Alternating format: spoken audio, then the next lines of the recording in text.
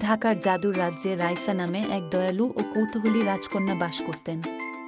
অন্যান্য রাজকন্যাদের থেকে ভিন্ন রাইসা টিয়ারা এবং বল গাউনের চেয়ে বই বেশি পছন্দ করতেন। তার প্রাসাদের সবচেয়ে অসাধারণ লাইব্রেরি ছিল, যা বইয়ে ভরা ছিল, যা প্রাচীন গল্পগুলি ফিসফিস করে। একটি দুষ্ট জাদুকর লাইব্রেরিকে অভিশাপ দিয়ে সমস্ত বইকে পাথরে পরিণত করেছিল। রাজকন্যা রাইসা মন ভেঙে গেল।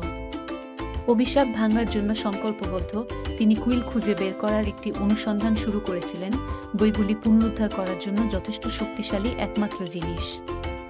তার যাত্রায় রাইসা কথা বলা প্রাণী, সহায়ক পরী এবং জটিল ধাঁধার মুখোমুখি হয়েছিল।